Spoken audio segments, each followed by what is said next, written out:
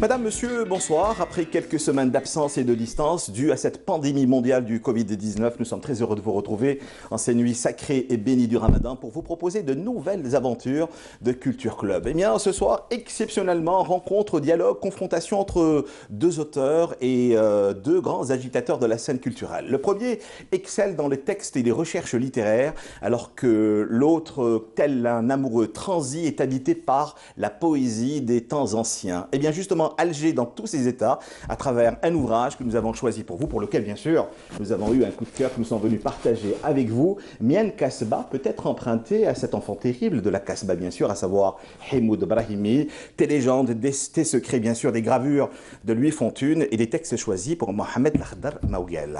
Mohamed Lakhdar Maouguel, bonsoir. Bonsoir, Karim. Merci d'être avec nous aujourd'hui. Dois-je encore vous présenter Mohamed Lakhdar Maouguel? Vous êtes chercheur universitaire, auteur de plusieurs ouvrages. On va quand même en citer quelques-uns. Albert Camus, donc l'assassinat post-mortem, Kateb Yassine, dont vous êtes un spécialiste.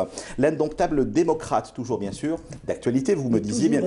Exactement, toujours d'actualité, vous me le disiez bien avant le début de l'enregistrement de ce soir. Langage et langue, entre tradition et modernité, il en sera également question ce soir. Les élites algériennes, mais également un autre esprit libre et toujours d'actualité, c'est Mouloud Mamri, le démocrate impénitent. Et ce soir, bien sûr, Mian Kasba, tes légendes et tes secrets. Merci d'être avec nous, Mohamed Lakhdar Maouguel. C'est moi. Je vous parlais de confrontation entre deux esprits libres. Et bien justement, il est aussi avec nous ce soir. Rida Doumaz, bonsoir.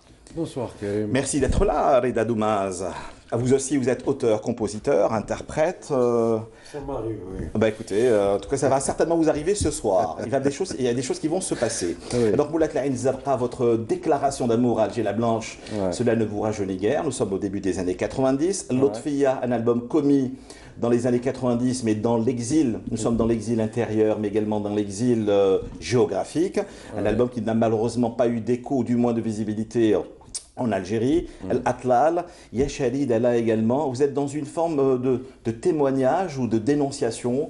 Eh bien, nous allons revenir aussi avec vous sur une, comment dire, cette autre déclaration d'amour. Vous avez déclamé votre verve à Alger à travers une opération entre parenthèses virtuelle qui a eu lieu il y a seulement 48 heures avec les amis Mezrna de Montréal. De Montréal, oui. Merci d'être là encore une fois, Mohamed Lakhdar Maouguel. N'oubliez pas vos questions et vos réactions, les bonnes habitudes, eh bien, on ne va pas les perdre. cultureclub@20tv.dz.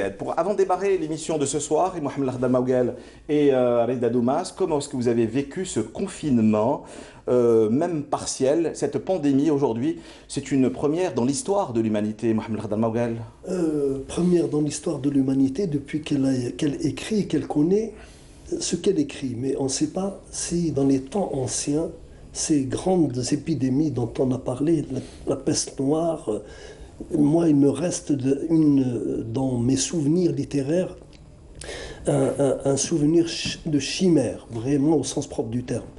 Un ouvrage, je crois, de Panaïtistrati, qui est un très grand écrivain grec, qui a écrit un livre sur le choléra en Roumanie, qui s'appelle Codine. C'est insoutenable, c'est insoutenable. Bon, c'est pire que ce que nous vivrons parce que c'était la fin du 19e siècle, début du 20e siècle. C'est pour ça que ces pandémies-là, c'est des fléaux qui arrivent. On n'en a pas une connaissance rationnelle, ce qui laisse supposer, ce qui laisse beaucoup déblatérer sur la punition divine, un certain nombre d'autres facteurs, etc. Mais c'est un domaine qui, aujourd'hui, est pris en charge par la recherche, et c'est intéressant parce que, pour une fois, la recherche est mondialisée. Le Covid-19 a mondialisé la recherche. Dans un esprit de compétition, c'est vrai, commerciale, hélas, c'est la loi du marché, mais c'est à qui mieux qui va trouver une solution à cette pandémie horrible qui nous confine et qui nous menace. Pire que le confinement, c'est la menace. C'est la menace qui qui est plus horrible encore que le fait d'être confiné. Parce que, à franchement parler, moi, je ne me plains pas du confinement. Ça me permet de travailler, de lire. Le contraire nous aurait étonné, Mohamed Khdal Maougal. Pardon? Toujours sur un projet. Le contraire nous aurait étonné. Hein. Toujours sur plein de projets, plus que jamais. Oui. Et j'essaie de faire profiter mes étudiants de ce que je cherche, de ce que je lis. Souvent, c'est des choses qui viennent à l'impromptu. J'ai regardé hier sur une chaîne de télé étrangère que je ne citerai pas, un reportage saisissant sur l'histoire de l'art pictural. Et comme sur lequel vous avez également travaillé dans les années 70-80, Mohamed Khdal Maougal. Exact. Vous avez souvent exact. été en dialogue avec tous les créateurs de tous bords. Absolument. Sauf que cette fois-ci, ça a enrichi, ça a approfondi ma recherche, parce que entre-temps, j'ai travaillé, ça fait à peu près 5 ou 6 mois, sur El-Farabi et Ibn Sina. Et les conséquences de ces deux médecins qui sont des philosophes et en même temps des médecins sur les perceptions. Tout à l'heure, quand mon ami Reda a été présenté, je me suis dit quelle chance il a. Moi, je ne suis qu'un homme de la plume, de l'œil et du doigt. Lui, il convoque les 5 sens. Et pourtant, vos univers dialoguent, Mohamed Khdal Maougal. Nous allons le prouver tout au long de l'émission de ce soir. Comment est-ce que Reda Doumaz, l'auteur, le compositeur, le chanteur justement, gère-t-il ce confinement, je disais au sommaire de l'émission, même partiel? Ben moi, je gère la situation derrière mes barreaux. Derrière mes barreaux. Avez-vous été emprisonné un jour, Reda Doumaz? Pas encore. Pas encore. Ouais. Mais ça pas emprisonné, disons que... Le verbe a été une arme terrible. Disons que j'ai connu quelques heures de barreau dans un commissariat comme ça. Bon. Mais là, je gère la chose derrière mes barreaux avec... pour la première dizaine de jours, c'était un choc. Je ne pouvais rien faire. J'ai bugué, comme on dit en termes... dans sa cage. J'ai tenté d'écrire chaque matin derrière mes barreaux. Ça a commencé comme ça, d'ailleurs, c'est quelques postes. Ensuite, je me suis carrément arrêté. Mais ce qui est intéressant, comme disait Cheikh Maougal, c'est que de par le temps, on parle de peste, on a parlé de typhus aussi, et à travers la fièvre espagnole, la fièvre jaune, à travers la grippe espagnole, à travers Don Quichotte, on relève la lèpre aussi, on parle de lèpre et tout ça. Mais cette fois-ci, ce qui attire mon attention, c'est que pour une fois, du moins chez nous, dans les pays dits musulmans ou dits, je ne sais pas, chez nous, enfin, la science est invitée à table. Voilà. Et ça, c'est très, très important. Que la science prenne sa place. Et ils nous disent de quoi il en est, quoi.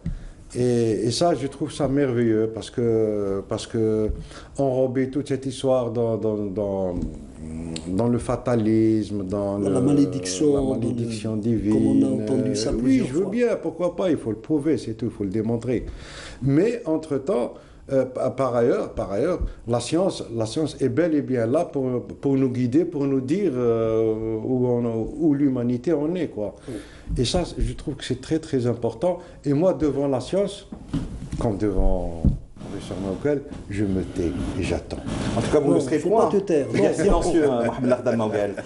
cultureclub@1tv.dz, je le disais au sommaire de l'émission, Mohamed Khdal Maougal, vous êtes aujourd'hui en ces nuits sacrées bénies du Ramadan pour nous parler d'un ouvrage qui a eu beaucoup de succès. Il y a seulement quelques temps, Mian Kasbat, tes légendes et tes secrets. Je le rappelle encore une fois, vous avez été en dialogue avec les univers et les gravures de Louis Fontune qui nous a quittés, si mes souvenirs sont bons, oui. Et des textes choisis de Mohamed Khdal Maougal. Alors, justement, la Kasbah, c'est les espaces, ou du moins c'est l'espace de toutes les sublimations, de toutes les contemplations, de toutes les inquiétudes, de toutes les turpitudes, mais c'est également les espaces de toutes les spiritualités. En contrebas, les mosquées, un peu plus haut, la basilique de Notre-Dame d'Afrique veille, parce qu'elle est aussi en dialogue avec Notre-Dame de la Garde à Marseille.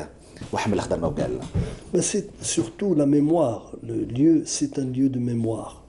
Et à ce sujet, je vais commencer, avec votre permission, par rendre hommage à celui qui en a parlé de la manière la plus émotionnelle, mais la plus concrète, puisque c'est au lendemain des massacres du 8 mai 1945 que le jeune Kateb Yassine écrit sa première pièce qui s'appelle Le cadavre encerclé, et dans l'ouverture se passe justement à la Casbah d'Alger. Il parle la Casbah au-delà des ruines romaines, au bout de la rue, un marchand accroupi devant sa charrette vide, l'impasse débouchant sur la rue en angle droit. Ça, c'est les didascalies théâtrales. Mais le texte est magnifique.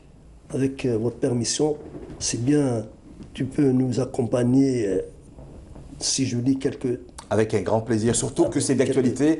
Nous avons commémoré les événements du 8 mai 1945 voilà. Il y a seulement quelques jours. Et Kateb Yassine, toujours d'actualité, c'est ce que vous disiez. Un récital, ça me rappelle 1986, je venais de revenir de France et j'ai organisé avec mes collègues et mes étudiants de l'époque, qui sont mes collègues aujourd'hui, un hommage à la publication de Nejma, et Yassine était présent parmi nous. Faut-il également rappeler à nos téléspectateurs que vous êtes l'un des rares spécialistes des écritures et des univers katébiens. Merci beaucoup. Mohamed Lakhdar Maougal, nous sommes tout oui, le cadavre encerclé, en compagnie avec Maître Leda Doumaz. Alors, c'est la tirade de Lakhdar qui ouvre le cadavre encerclé. Ici est la rue des Vandales. C'est une rue d'Alger ou de Constantine, de Sétif ou de Guelma, de Tunis ou de Casablanca. Ah, l'espace manque pour montrer toutes ces perspectives. La rue des mendiants et des éclopés, pour entendre les appels des vierges somnambules, suivre les cercueils d'enfants, recevoir dans la musique des maisons closes le bref murmure des agitateurs.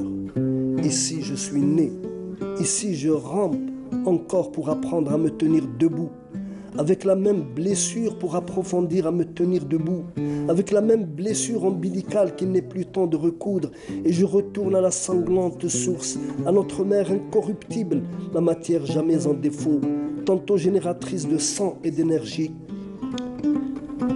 tantôt pétrifiée dans la combustion solaire qui m'emporte à la cité lucide, au sein frais de la nuit.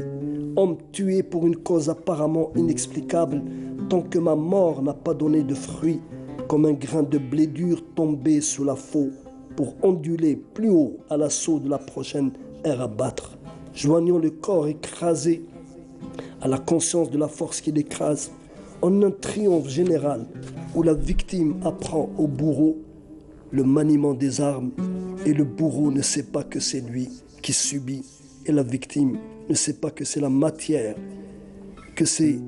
ne sait pas que la matière gît inexpugnable dans le sang qui sèche et le soleil qui boit. Ça me rappelle également un couteau dans le soleil, je ne sais pas pourquoi, comme une forme de résonance entre Kateb Yassine et Jamal Amrani, et puis d'autres également, d'autres grands auteurs qui ont marqué. C'est Jean Sénac, pardon. Jean Sénac. Oui, parce qu'il y a eu un travail extraordinaire entre Jean Sénac et Jamal Amrani. Absolument. Et le Hajj Lanqa. Tout à fait. Ah ben, on va en parler, justement. Tout à fait. Oui. Et Kateb Yassine, c'est là avoir eu une interview exclusive avec le Hajj Mohamed Lanqa. Absolument. Kateb Yassine, une longue interview. Oui, absolument. C'est le seul qui a su faire parler Lanqa. C'est vrai. Oui. Excellent francisant, contrairement à ce qu'on disait. disait. Mais en arabe dialectal, il est imbattable. Yassine. Bien sûr. Le génie de la langue, j'en ai rarement vu et entendu autre. Juste pour illustrer ce texte-là. Hein? Oui. يا درا ترجع ايام الخير والهنا يا درا يا درا دي شتا وتزول ولا مطولة يا درا ايام الخير والهنا ويا درا يا درا دي شتا وتزول ولا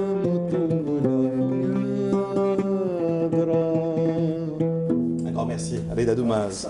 Culture Club @20tv pour ce numéro exceptionnel pendant ces nuits sacrées et bénies du Ramadan. Vous n'avez malheureusement pas répondu à ma question, Mohamed Lakhdar Maougal, à travers ce titre-là, cet ouvrage, Miel Kasbah, tes légendes et tes secrets. La Kasbah comme espace de sublimation, d'inquiétude, de turpitude ou de spiritualité.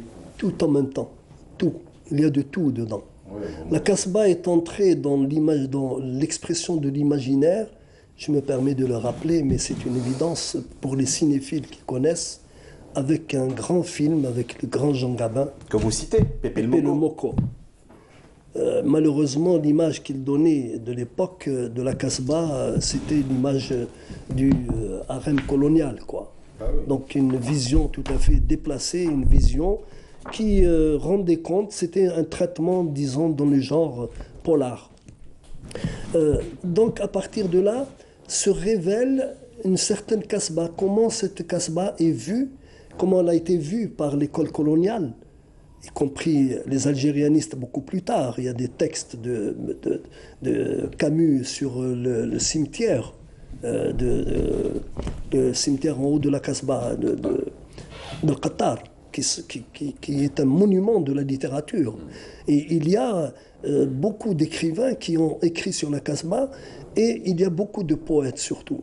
Mais ce qui est caractéristique, quand j'ai essayé de chercher des illustrations pour accompagner les tracés de notre ami Louis Fontune, Allah yarhamou, ça n'a pas été facile. Ça n'a pas été facile parce que c'est une représentation des rues. Ce ne sont pas les rues photographiées. C'est les rues, comment a pu les imaginer un typographe et quelqu'un qui s'occupe de l'architecture, quoi. Et donc, vous me permettez de vous interrompre, juste pour remettre les choses dans leur contexte, Mohamed Lardal Maouguel. On a eu à présenter il y a des années de cela, parce que cela ne me rajeunit guère au passage, un ouvrage de Paul Guillon sur la Casbah.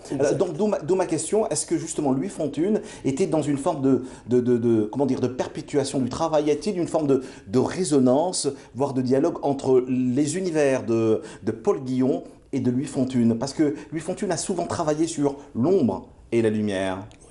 Tout à fait, tout à fait. Et je ne sais pas si, je ne sais pas si je lui ai posé la question quand je l'ai rencontré, parce que j'ai eu une discussion avec lui très longue, justement au sujet de cette remarque qui est faite au sujet de l'ombre et la lumière.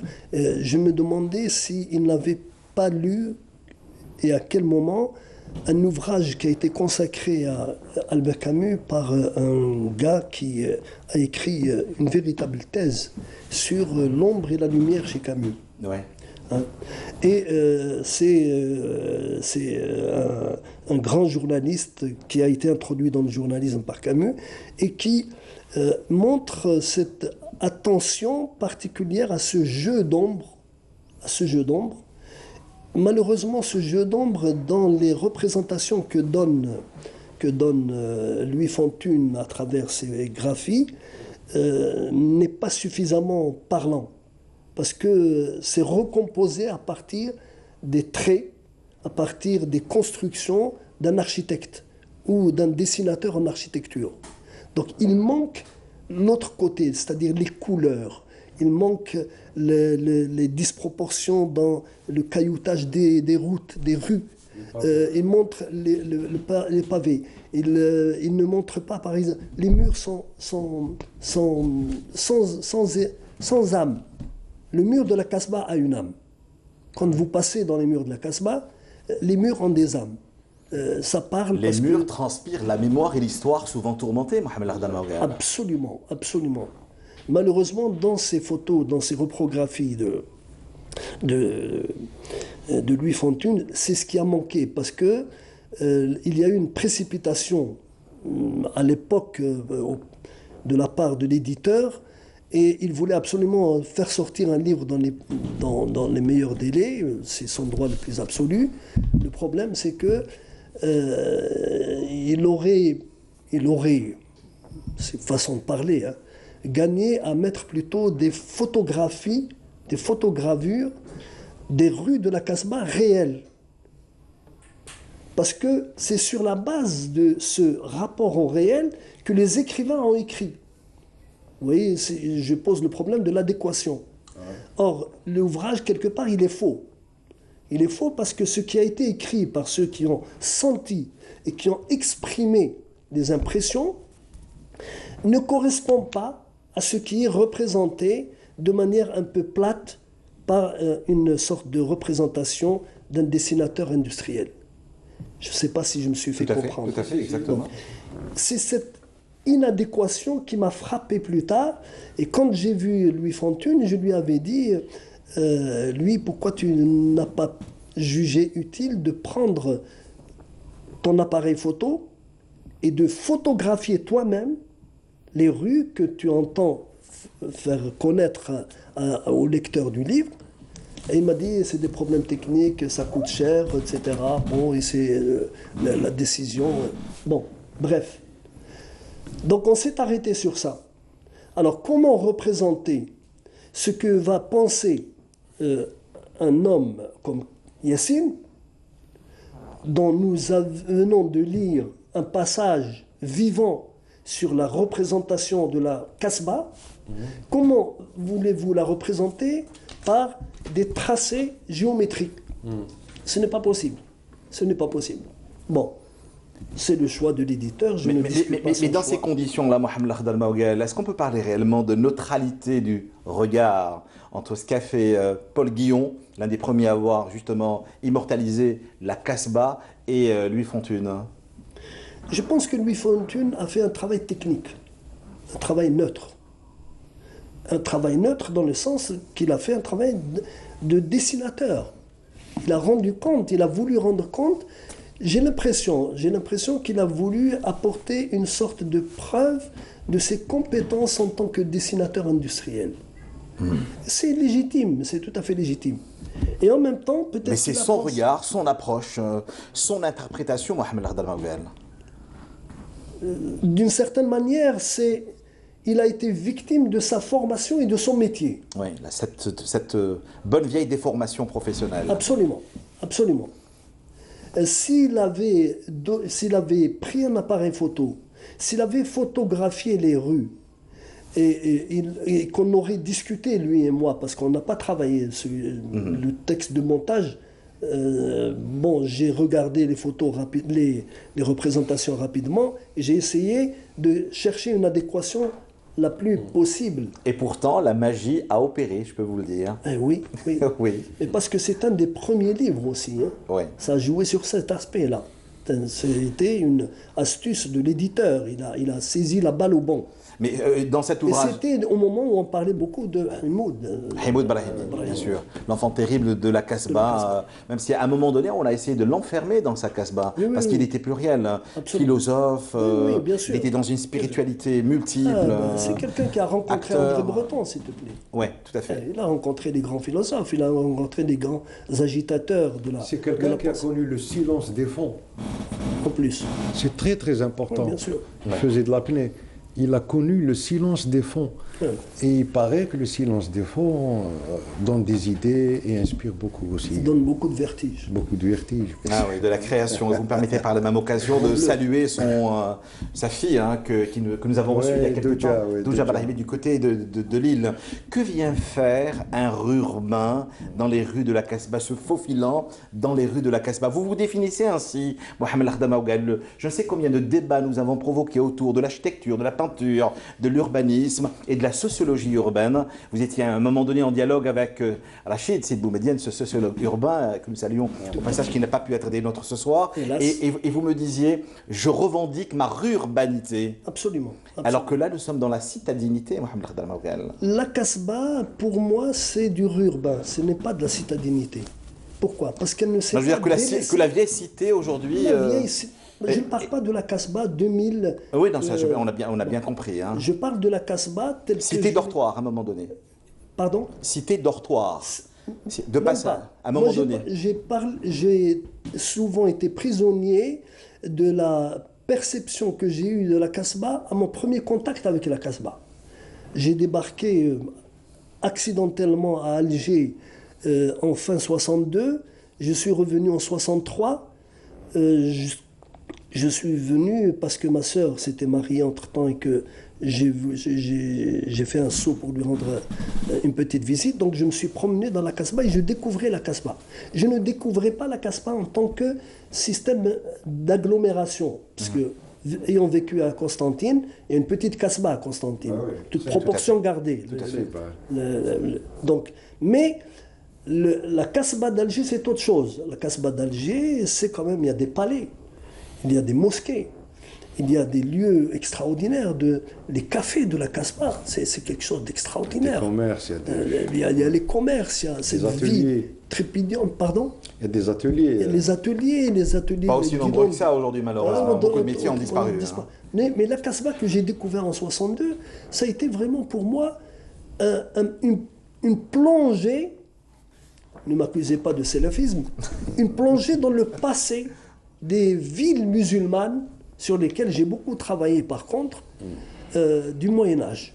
Notamment les textes d'Al-Jahad, les textes d'un certain nombre d'auteurs qui ont beaucoup décrit la vie quotidienne dans un certain nombre de... L'inégalé, l'Hamadani, Badi Zaman. Exactement, ouais. Inégalé jusqu'à ce jour, extraordinaire quand il vous décrit. Donc cette Casbah-là, c'est cette idée-là qui s'est incrustée dans ma tête. C'est pour ça que la Casbah, je le disais tout à l'heure pour catégoriser mon ami Reda, c'est tous les 5 sens convoqués. Il n'y a pas un sens. Si un seul des 5 sens est absent, nous sommes dans le faux. Oui. Ouais. Bah écoutez, vous êtes presque en dialogue avec Farid Mamri dans son ouvrage que La je salue au pulpe et passage. les Corses. Oui, bien sûr. Alors, il disait « J'étais un vieillard multicentenaire, riche des aurores nouvelles et perdu dans l'immensité du naître. J'étais une ébauche méticuleuse, un chapelet égrené dans les jalons du possible, une ouverture sur les promesses en friche. J'étais un poème inachevé, toujours recommencer. Je deviens le regain des mots, la bataille obstinée, la détermination farouche au bout des semelles. Cette Casbah, vous l'avez sillonnée de haut en bas. J'ai comme l'impression que vous avez été dans une forme de redécouverte de la Casbah pour justement aujourd'hui illustrer et accompagner de textes cet ouvrage. La Casbah d'Alger, donc entre tes légendes et tes secrets. Je le rappelle encore une fois, vous avez emprunté à Himoud Brahimi, qui lui revendiquait. C'était un écorché vif quand il parlait de la Casbah et d'Alger. Absolument. Moi, quand j'ai été embarqué dans cette affaire de ce livre, et quand... Encore une fois, nous saluons votre embarquement, votre embarcation pratiquement. Donc, quand j'ai discuté avec Louis Fontune et que je voyais que les planches de Louis Fontune, qui sont probablement parfaites du point de vue technique, ne pouvaient pas rendre l'atmosphère, ne pouvaient pas rendre la vie intime de... Je me suis payé la Casbah rue par rue. Rue par rue. Quel luxe. Quel luxe. Vous pouvez toujours le faire. Parfois avec des angoisses. Il y a beaucoup de rues qui ont disparu. Il y a beaucoup de rues qui ont disparu. Entre autres la rue du Diable. Entre autres la rue du Diable. Beaucoup diront tant mieux. Oui, vive l'imaginaire. Ouais. Donc, pour répondre plus précisément, cet engouement pour la Casbah, c'est aussi... il y a d'autres facteurs qui ont joué pour moi. Ces facteurs, le premier, ça a été au moment de la guerre de libération nationale, quand on entendait parler, y compris ce que reconnaissait la presse coloniale, c'était les grandes actions. Et les grandes actions dont parlait la presse à l'époque, aussi bien la radio, la télévision, qui en était presque à ses débuts à peine, et les journaux, c'était ce qui se passait dans les grandes villes. On n'avait aucune idée de ce qui s'est passé dans les campagnes.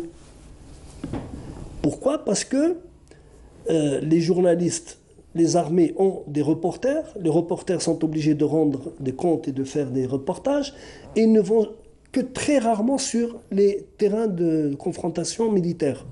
Ils sont concentrés, ils accompagnent les états-majors, ils accompagnent la sécurité, ils accompagnent... Donc ils sont dans un milieu, et ils rendent compte de ce milieu. Et c'est comme ça que, paradoxalement, quand on veut avoir une idée de ce qui se passe réellement du point de vue des luttes, eh ben, il n'y a pas mieux que la presse. Il n'y a pas mieux que la presse écrite. À l'époque, la presse écrite. Il y a un texte parce que tout compte fait, parce que tout compte fait, cette notion de zone d'ombre, on la retrouve du temps de la colonisation aussi. Bien sûr. Bien sûr. On est cabré sur les grandes cités, Bien sur sûr, bien sûr, bien sûr. les déplacements des responsables et des grands Non, mais ça, gars, c'est... mais voilà. Ça, c'est... Bon, on ne va pas rentrer dans la sociologie de la guerre, c'est pas le truc. Mais les grandes guerres n'ont commencé à être très médiatisées pratiquement à partir de la guerre américaine au Vietnam, dans les années 70. Avant, on ne savait rien. Il y a eu des guerres chirurgicales, là, Il nous Mohamed. reste, Oui, bien sûr. des images où on a vu des Algériens abattus comme ça à Oui, bout oui, bien portant sûr, et tout. bien sûr. Quelques images, mais on n'a pas d'image des enfumades. Oui, oui, bien sûr. Mais ça, c'est parce que c'est déjà ancien, Oui. d'une part. Et Oui. deuxièmement, ce qui se passe dans les campagnes n'est pas rapporté. Il n'est pas rapporté. Pour revenir simplement à l'objet du On livre... doit décoloniser encore une fois l'histoire. Ça, mais ça, c'est Ben notre oui. débat, Absolument. notre réflexion que nous provoquons Absolument, bientôt. Hein. absolument.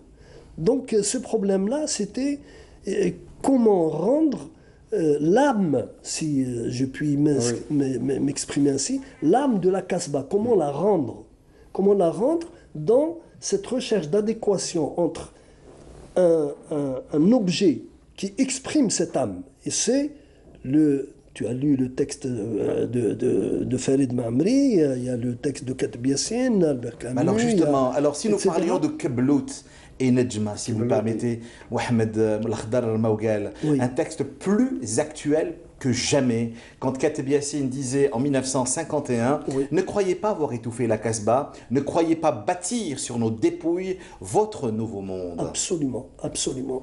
Et à travers ce que nous vivons et subissons aujourd'hui, Absolument. j'ai l'impression que cela a été commis hier. Absolument. Ouais. C'est Ils incroyable. pensaient parce- nous enterrer, ils ont juste oublié que nous étions des graines. Non, mais il y a quelque chose.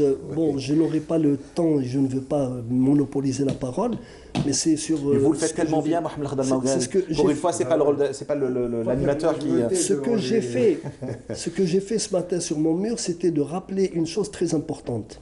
C'est dans les grandes articulations de la littérature algérienne d'expression francophone.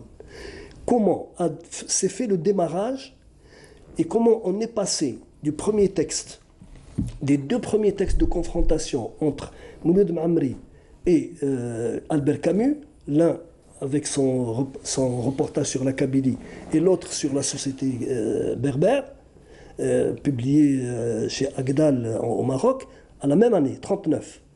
Et ensuite, le silence de Camus jusqu'aux les années 40 et le démarrage, le redémarrage de Mouloud Mamri en 50. Qui est la mouche du coche qui vient au milieu? Yassine. Yassine. Toujours et encore. Yassine, il vient, pourquoi Empêcher de faire? tourner en rond. Pour mettre fin à ce débat qui avait été engagé indirectement entre Camus et Mouloud Mamri en 1939 au sujet de deux textes qui s'entrechoquent. Et qu'est-ce qu'il nous sort, Yassine? Il nous sort l'émotion d'un jeune Algérien au lendemain des manifestations du 8 mai 1945. C'est le texte soliloque. Ah oui. Texte extrêmement puissant. Tout à fait. Et dans lequel il y a des passages qui rappellent la Casbah, par des femmes de la Casbah, les ménagères de la Casbah, les petites filles de la Casbah. Donc, on voit déjà que Katb Yassine a décidé de casser la littérature algérienne d'expression francophone des algérianistes, c'est-à-dire Camus, etc., et annoncer une littérature plus émotionnelle, plus engagée, plus percutante, plus poétique et surtout plus parlante. Et ça, il commence à le faire dès les années 50. Et si nous entendions donc justement parler cet escargot entêté, oui. Mohamed Lakhdar al-Mawgal, à savoir bien sûr Rachid Boujedela, avec lequel vous avez souvent été en dialogue. Lui, dans son livre sorti Plutôt. en confrontation. Très Merci bien. pour le rappel. En 1977, dans l'escargot entêté, on l'entendrait encore ce soir, il avait écrit « Vendredi soir, jour de congé, jour tranquille, je n'aurais pas dû sortir. Maintenant, c'est trop tard. Il m'a vu et il m'a suivi. La mosquée est en contrebas de la rue, neuve et rutilante, moderne pour tout dire. À nouveau l'appel. Elle a un minaret et un escalier qui y mène. Ils ne servent à rien puisque la voix du muezzin est diffusée par haut-parleur. Dans cet ouvrage, je le rappelle encore une fois pour ceux et celles qui viendraient tout juste de nous retrouver, Mian Kasbat, tes légendes et tes secrets, des gravures de Louis Fontune, mais également des textes choisis de Mohamed Lardal Maougal, vous faites dialoguer, vous faites rencontrer cet écho permanent, ce va-et-vient, j'allais pratiquement dire permanent, entre les auteurs, les chanteurs, les poètes. On écoute la voix de Kateb Yassine, de Jules Roy, de Camus, de Farid Mamri, de Mohamed Kagé, de Sénac. Et bon, vous finissez avec Jamal Amrani. Hein. Oui, on va lire juste un passage. J'imagine que le choix a été plus que difficile. Surtout en parlant entre autres avec Dahman Harachi, qui lui aussi avait un rapport assez particulier, comme Leïla Doumaz, avec Alger et la cité. Et le choix ne saurait être difficile pour un brigand de la littérature. Oui. Je suis un brigand. Et là, vous le revendiquez sur ce plateau. Absolument. Pendant ces nuits bénies du Ramadan. Parce que les brigands comme Jean Wali, comme Azalmat, moi je les revendique. Je fais partie de cette famille. Oui. Juste un... Reda Doumaz. Cheikh Maougal, quand vous dites qu'il faut rendre l'âme à la Kasbah, l'âme de la Kasbah, il faut la rendre à qui? Aux murs, aux espaces, À nous d'abord. aux Algériens, ou à ceux qui se disent Ouled Bled Bark, à qui remettre cette âme? L'âme, ça veut dire quoi? Qu'est-ce qui exprime? C'est ce qui exprime. Pour aller vite en besogne, comme on dit. Dans la philosophie classique, on distingue l'âme et l'esprit. Oui. On trouve ça de manière très claire chez les deux philosophes sur lesquels je travaille actuellement, Al-Farabi et Ibn Sina. Chez Al-Farabi, l'esprit prédomine. Il ne se pose pas la question de l'âme. Pourquoi? Parce qu'il est tout spirituel, il est tout dans la philosophie. Celui qui va se poser le problème de l'âme, c'est Ibn Sina. Ibn Sina, il a un rapport à l'âme, il dit l'âme est le résultat d'une vie intérieure. Cette vie intérieure, c'est le fourneau, si vous voulez, l'entreprise dans laquelle se forment les sensations et les perceptions. Donc c'est ça la fonction de l'âme. Je lui emprunte cette figure, donc elle n'est pas à moi, je la lui rends. L'âme de la Kasbah, c'est les impressions, les sensations que produit la Kasbah sur n'importe qui la traverse. Et ça peut changer d'un passage à un autre. Je vais vous raconter mon dernier passage à la Kasbah. Une horreur. Une horreur, pourquoi? Parce que j'ai quelqu'un que je considère comme mon grand frère aîné, qui est un ancien moujahid de la Wilaya 1, et qui est un chargé de liaison entre les Aurès et Alger. Il est venu dans les années 55-56, porteur d'un message pour reprendre un message. Il est venu en prenant le train. Il est parti de Tlerma. C'est une famille, les Boudiaf de Tlerma. Il prend le train tout jeune, il vient à Alger. Il se fait indiquer la Kasbah. Il ne connaît pas, il n'est jamais venu à Alger. Il se fait indiquer la Kasbah et le repère, c'est le Jama. À l'époque, c'était la cathédrale Ketchawa. Donc, il demande aux gens Ketchawa, il va à Ketchawa. Appelé anciennement Jamal Ehoud. Jamal. Non, pas du tout. Ketchawa, c'est la cathédrale. Exactement. C'est plus haut. Exactement. Donc, il va dans cet endroit et il a rendez-vous avec quelqu'un à qui il doit remettre un pli et reprendre un pli. Ce quelqu'un lui donne rendez-vous dans un café. Un café, vous voyez le Ketchawa et la rue qui monte vers la haute Kasbah. Le café, il est dans ce coin-là. Quand il est revenu, une des dernières fois où il est revenu, il m'a dit, tu m'accompagnes, j'ai un devoir de mémoire. Toi, qu'est-ce que tu as à voir, toi, avec Alger? Tu n'as jamais milité à Alger, tu étais dans les Jebel. Il dit, si, c'est un devoir de mémoire. Il dit, je dois voir quelqu'un que je n'ai pas vu depuis 1955. Je l'ai accompagné. Douga, on entre dans un café, il demande après le monsieur, le jeune lui dit, vous le connaissez? Il lui dit, si je demande après lui, c'est que je le connais. Bien sûr. Il lui dit, maître, Allah yarhamou. Il lui dit, est-ce que je peux vous demander quelque chose? Il lui dit, تفضل. Il lui dit, انت اذا تعرف بابا يعني راك قال له حاب نشوف لا كاف. قال له كيف على بالك بلي كاين كاف؟ قال له على بالي خاطر جيت دخلت لا كاف. Alors le jeune nous a ouvert la cave. Ça a été l'horreur de ma vie. Parce que quand l'affaire a été éventée, plus tard, le patron du café a été pris par les militaires qui l'ont torturé et ils ont utilisé la cave comme lieu de torture. Et le père a fait jurer à son fils qu'il ne doit pas toucher une seule pièce qui existe encore jusqu'à ce jour dans cette cave. Alors on a eu quand même l'idée, on était accompagné de Assad, le HCA, qui est venu avec une caméra. Donc il a filmé les lieux, il a filmé ce lieu horrible de torture. Malheureusement, on n'a toujours pas la cassette. Alors, 2 ouvrages à vous conseiller ce soir. Il est urgent d'attendre. Bien sûr, Miel Kasbat et légendes, tes secrets, je le rappelle, des gravures de Louis Fontune et des textes choisis par Mohamed Lakhdar Maougal, où il fait dialoguer Kateb Yassine, je le rappelle encore une fois, Jules Roy, Jean Sénac, Jamal Amrani et tant d'autres, même Mohamed KG2, et puis également celui que je vous conseille à travers un autre ouvrage. Il s'agit des noms et des lieux de Mustafa Al-Sharaf. C'est paru aux éditions Kasbah. Mustafa Al-Sharaf que vous citez, hein, que vous immortalisez, j'allais pratiquement dire, dans cet ouvrage, et qui parle encore une fois de ces chansons des jeunes filles arabes. Badr al-Boudour est sortie se pavanant vêtue de mauve. Elle a dénoué ses cheveux qui ajoutent à mes tourments. Je prie le Dieu de bonté et le bienheureux Sidi Mansour afin qu'elle soit dans ma demeure. Alors, à mon gré, allant et venant, je narguerai mes ennuis. Merci d'avoir fait une halte sur notre plateau, Mohamed Lakhdar Maougal, parce que cette fois-ci, je le disais au sommaire de l'émission, 2 esprits libres, 2 auteurs, 2 chercheurs sont en dialogue ce soir. cultureclub@tv.dz pour vos questions et vos réactions en ces nuits bénies du Ramadan. Mohamed Lakhdar, que dis-je Mohamed Lakhdar Maougal, merci.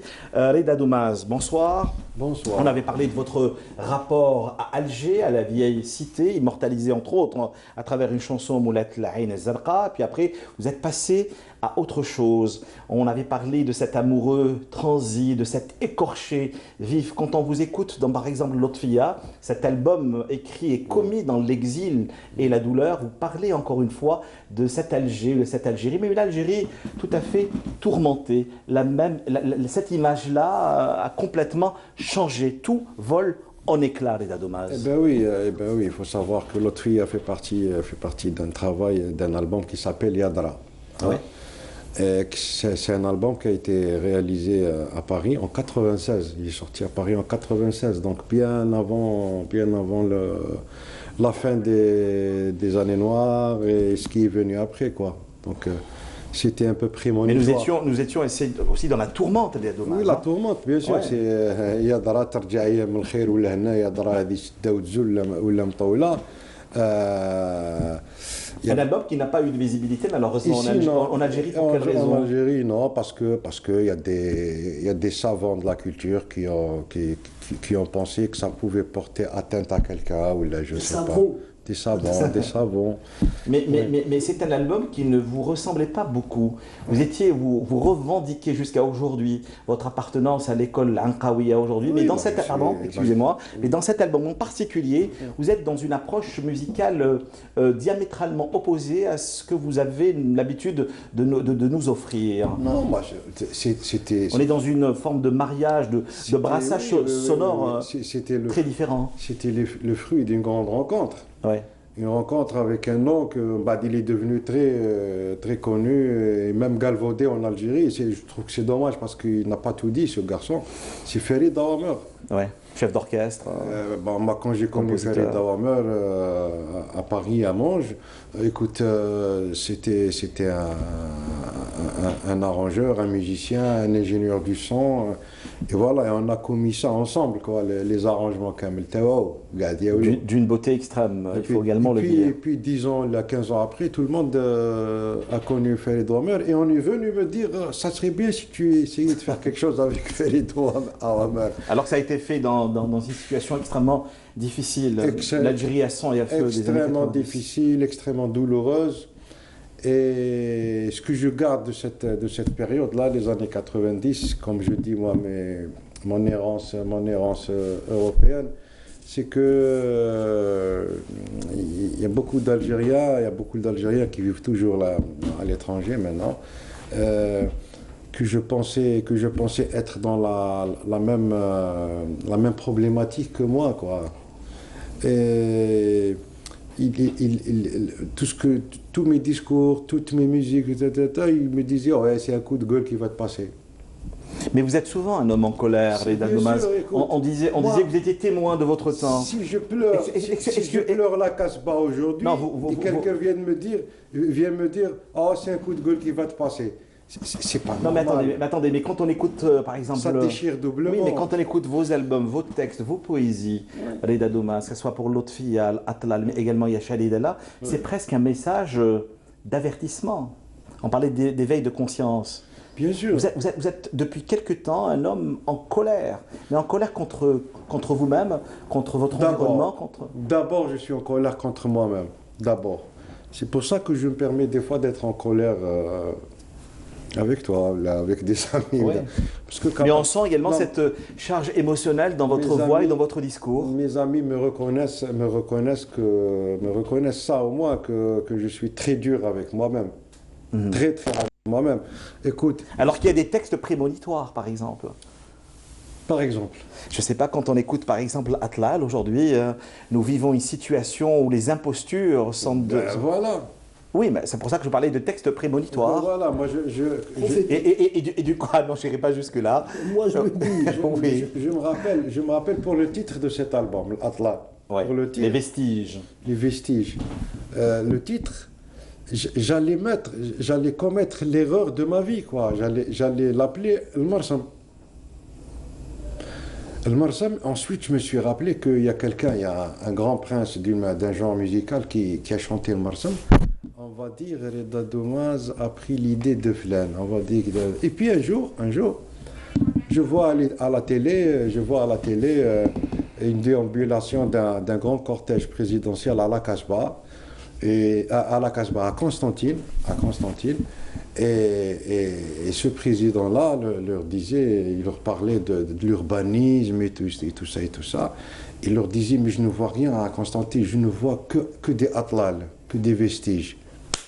Et là, j'ai pris le... Parce qu'en fin de compte, le texte que j'ai chanté, c'est un véritable wouqouf al atlal, mais en melhoun. Ouais. Et donc, j'ai appelé tout l'album Atlal. Il y a eu également ce regard croisé entre l'Algérie et le Maroc, Reda Domaz, cette performance dédiée au Melhoun et la musique Cha'bi à laquelle vous avez contribué il y a seulement quelques temps aux ateliers sauvages. Oui. Ce dialogue entre ce Maghreb uni, l'Algérie, le Maroc, la Tunisie, même si nous parlons très souvent de la disparition de quelques... Moi, quand je parle de la Casbah d'Alger, je parle de toutes les Casbahs du Maghreb. Tout à fait. Casablanca, de trucs. Toutes les Casbahs, j'en connais quelques-unes. Et je parle aussi de tous les Ksours des Grands Sud. Ouais. Parce que dans les Ksours, ça peut être des Casbahs, hein, absolument. Avec des palais aussi. Avec des palais. Oui, donc, pour moi, se réapproprier la Casbah, c'est d'abord affranchir l'esprit de cette notion de Alors, on est dans une forme, Mohamed Akhdal Maougal et Reda Domaz, parce qu'il nous reste moins de 8 minutes avant la fin de l'émission, parce qu'on a juste une heure, pratiquement. On est dans une forme aujourd'hui, que ce soit dans le texte, dans la pensée, dans toute la littérature, donc, dans cette forme de réappropriation du jeu et du lieu aussi. C'est ce que vous dites également dans pratiquement toutes vos chansons. À un moment donné, je le disais, donc les années 90, les années de tourmente, l'exil intérieur, l'exil géographique. Et puis après, vous étiez de retour à travers cet album Moulette, donc Lotfi Al-Atlal et puis Chalid Ella, c'est l'une de vos dernières créations. Et puis le coffret, exactement ça. Aujourd'hui, vous avez enregistré j'allais pratiquement dire, il y a une forme de polyphonie entre votre voix et celle de tous les Algériens vivant un petit peu partout dans le monde. Et vous revenez à des sentiments beaucoup plus sereins concernant Mezranna, c'est-à-dire Alger. C'est un poète marocain. C'est un poète marocain de la fin du 18e, début 19e siècle. C'est le regard, disons, d'un étranger, quoique pour moi un Marocain, ce n'est pas un étranger, mais c'est le regard d'un poète étranger, marocain, qui se pose sur Alger, quoi. Et petit à petit, on peut voir juste un petit... je crois. Oui, bien sûr, on va justement le voir. Ce que vous avez commis, si vous me permettez, avec les Algériens vivant au Canada, précisément à Montréal. C'est une association de musique andalouse qui s'appelle Mezranna de Montréal. Ils font un travail merveilleux, c'est des jeunes. Ouais. Tiens, voilà.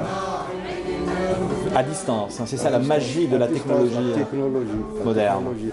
Mais pour revenir à ce texte-là, je trouve que c'est un texte neutre par rapport à nous, les Algériens. C'est le regard d'un étranger qui se pose sur cette ville et qui parle un peu de son architecture, qui parle un peu de ses gens, qui parle un peu de son histoire, etc. Peut-on être dans la neutralité lorsqu'on est témoin aujourd'hui d'une histoire tourmentée, Reda Domaz? Le problème, que je termine ce que je voulais dire, le problème c'est que petit à petit, j'ai fait mien ce texte, je l'ai adapté, je l'ai adopté, je lui ai fait une petite musique et tout. Mais aujourd'hui, je peux dire que c'est bon, avec ce texte, j'en ai terminé. Parce que le poète dit Mdint al-Hadr, al-Adra, al-Jazair. مكمولة البهاء المحروسة الجزائر. Moi, petit à petit, je me suis retrouvé à dire Mdint al-Hadr mzghanna ya Zaïr. Parce que c'est pour lever cette confusion entre Dzaïr, Djazaïr, tout ça. Je me suis dit, puisque Alger a sa dénomination qui est Mezranna, pourquoi ne pas chanter Mezranna? Et voilà, j'espère que les conservateurs de Habchabi ne m'en voudront pas. Si vous l'êtes quand même un peu conservateur, vous êtes entre conservatisme et modernité, les Domaz. Je ne suis pas congélateur, moi. Non, pas du tout. Alors ce texte, il faut savoir que Guelwa Bela Ghannah les années 60, Amar Zahir Ghannah les années 80, et puis Reda Domaz qui s'est amusé à y toucher, quoi. Voilà. Et si nous vous écoutions avant de finir cette nuit sacrée du Ramadan, Reda Domaz, où est-ce que vous allez nous emmener? Sauf les nuits sacrées du Ramadan, au début de ce siècle, le premier Ramadan de ce siècle, c'est vrai. Ça fait vieux au début de ce siècle. Vous avez traversé le siècle comme Mohamed Khdar Maougal, au passage. Écoute, on est en 2020, et je vous parle de 2001, on a la peau dure. 2001-2002, le premier Ramadan du siècle. Ça fait vieux quand même, c'est 20 ans. J'avais commis un texte où je parlais de Ramadan, le Ramadan à travers lequel je me reconnais, le Ramadan auquel j'adhère, quoi. Ben oui. Je raconte l'avant Ramadan et la veille de l'île Chik et le premier jour de Ramadan, où je dis Sahar al-Ftor ou Tazada, Ramadan ya mahla. On vous écoute, Reda Domaz? Oui, juste comme ça. S'il vous plaît. À me lever. Allez, on y va. À la louche, comme ils disent. Voilà. Tel Ulysse des temps modernes, je succombe à vos chants, Reda Domaz.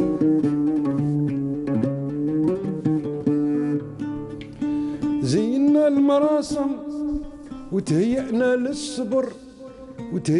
للصبر نترجوا فيه ملقاه روحنا طهرناها والصيام منه قالوا اليوم قالوا غدا قالوا اليوم قالوا غدا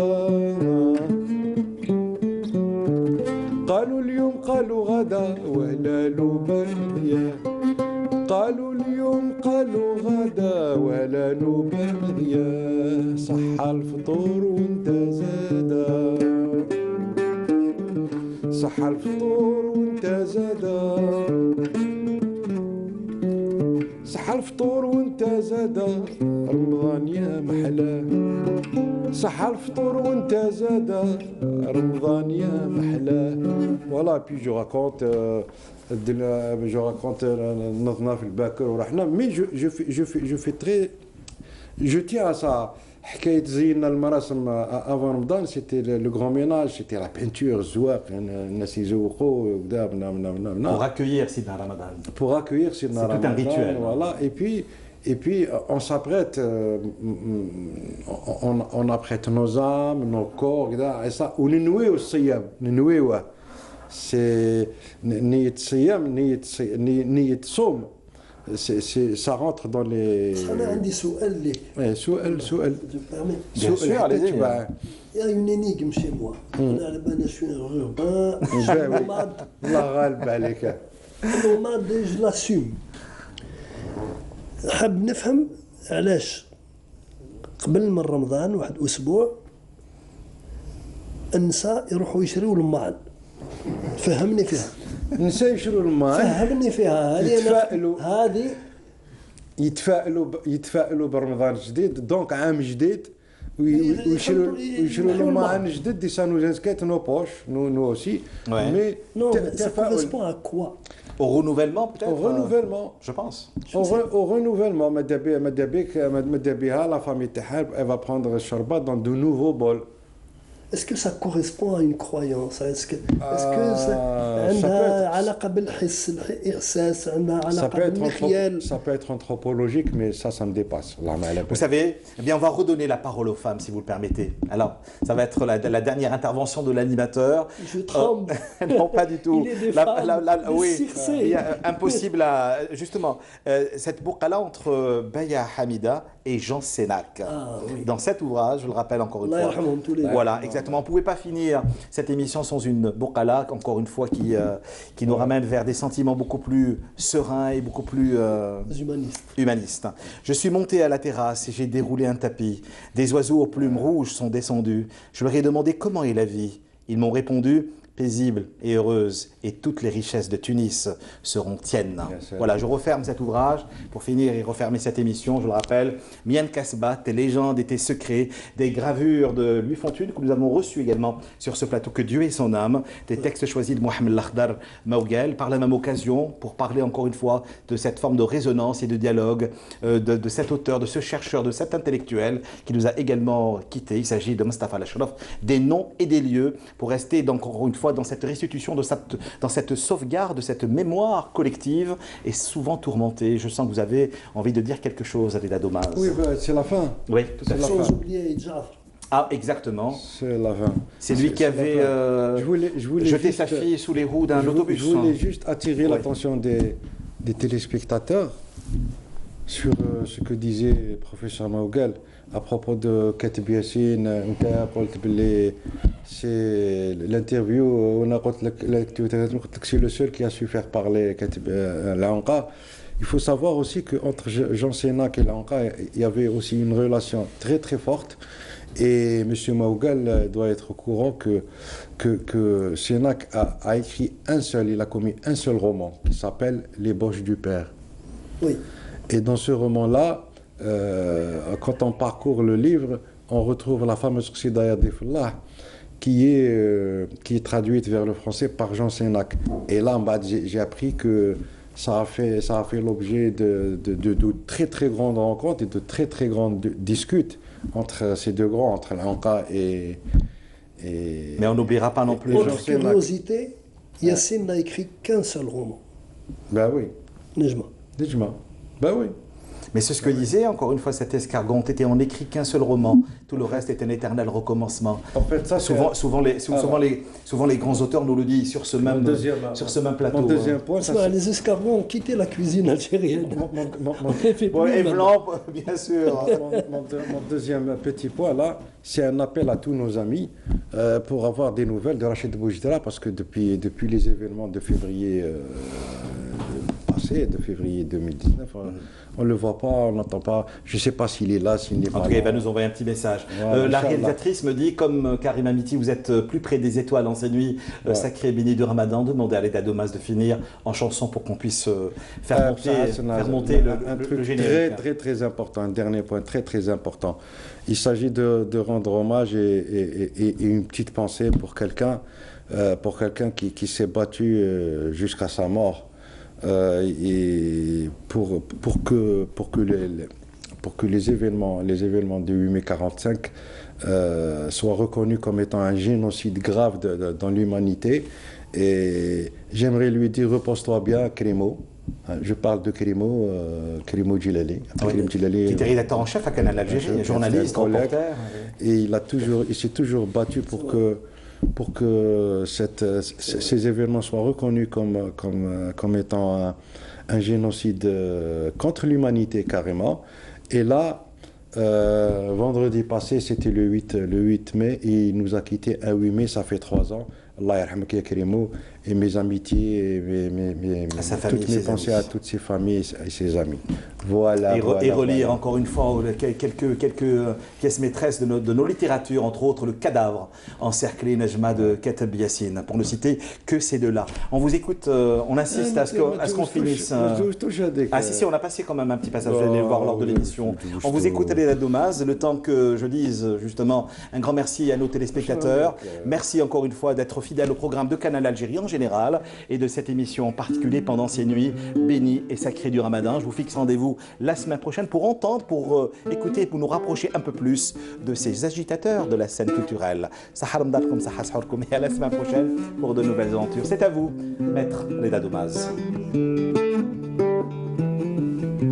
Ya Wahhab, Ya Wahhab, Ya Wahhab, Allah, Allah, Ya Wahhab, Ya Wahhab, Ya Wahhab, Allah, Allah, Ya Wahhab, Ya Wahhab, Ya Wahhab, Allah, Allah, Ya Wahhab, Ya Wahhab, Ya Wahhab, Allah, Allah, Ya Riyah Habbi Habbi, ويا شتا صبي صبي.